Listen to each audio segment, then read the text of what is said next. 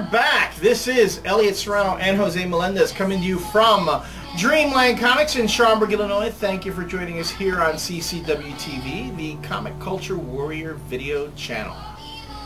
For all you folks who've been asking us to do reviews, you ought to be happy because we've been doing nothing but right now. Just ripping through them. We've talked about a bunch of Marvel books.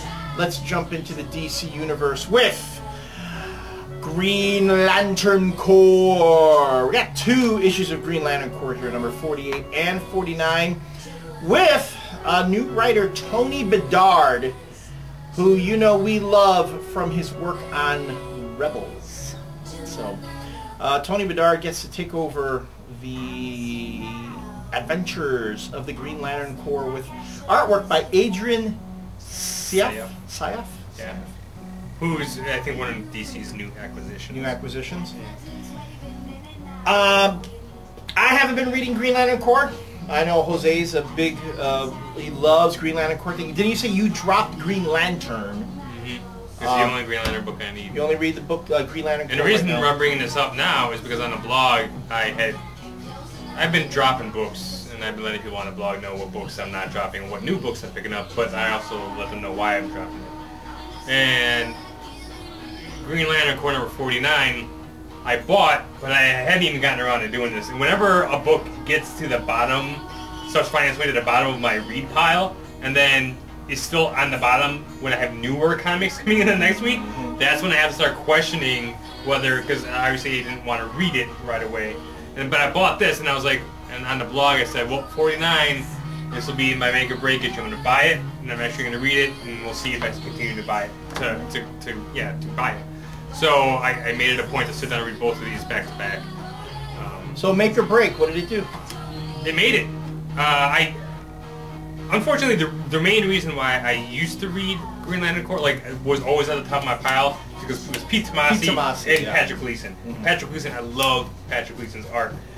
This new artist, I wasn't very, it's good work, but it didn't really do it for me the way that Gleason stuff. So it was just kind of like, I'll wait on it.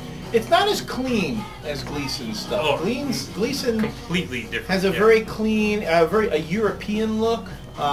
For science fiction, you tend to have that kind of look on your books. This new, it's not a slight towards this particular artist, because you know when you have to handle the cast of characters on Green Lantern Corps, that's not easy. And he's very detailed, and sometimes it just gets overwhelming at some points for me. But again, he's a very good artist, and once I got into the story, and especially after I got done with the first issue, I was like, I was fine with it. And I see some with this one too. I see more of a kind of a French influence, or I see a little bit of Frank Quitely in there. The way some of the inking is done.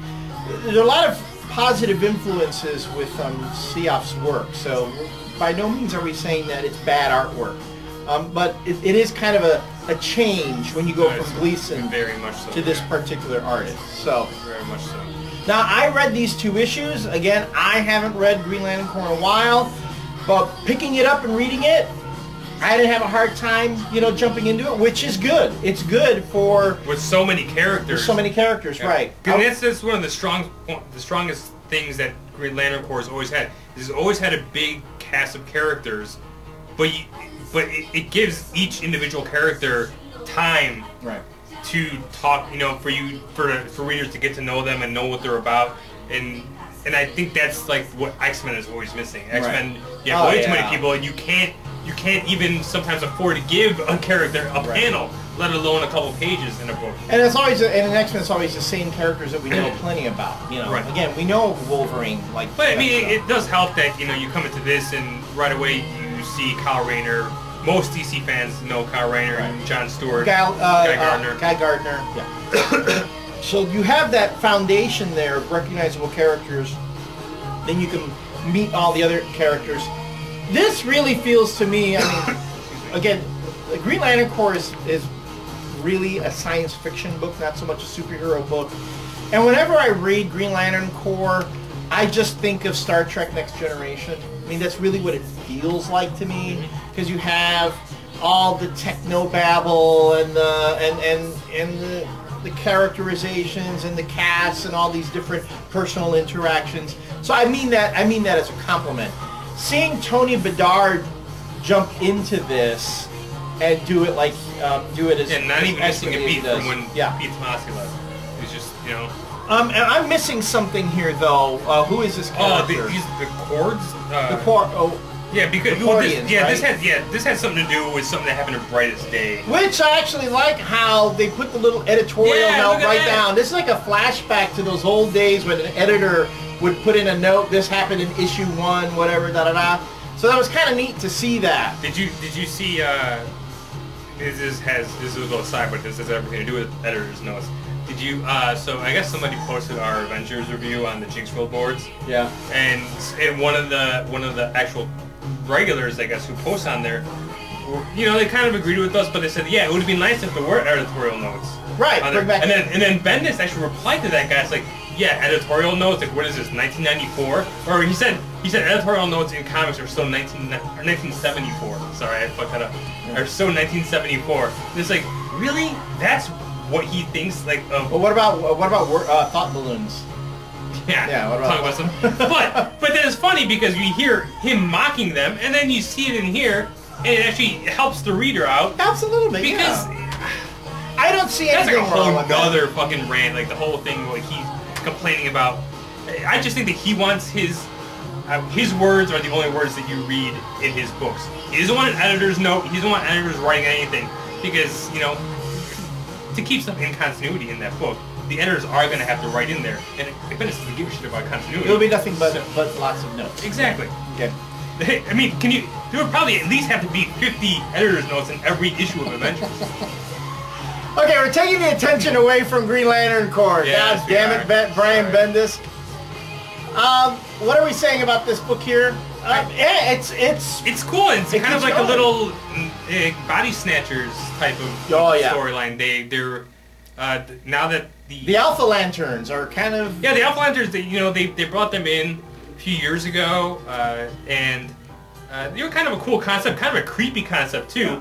They did tell their story, and now they're kind of getting back to this, because now with all the Guardians, there's only like 6 Guardians left, the Alpha Lanterns are kind of want to overtake the power from them. But there's a reason for that too. The big bad that's introduced in here, and that shows how Tony Bedard, very clever, takes a character that people have forgotten about and thought, oh, he would fit perfectly in here. Yeah, the villain in the beginning that you see his interior monologue, and I as soon as I saw that, I'm like, I don't know who that is. I know who that is. But the reveal at the end is pretty cool. So not only the Alpha Lanterns kind of, you know, are the villains themselves, but there's somebody even higher up on the villain hierarchy than them. And it works awesome. It does work really awesome. So I was very pleased with these 2 books. Tony Bedard is doing an excellent job on there.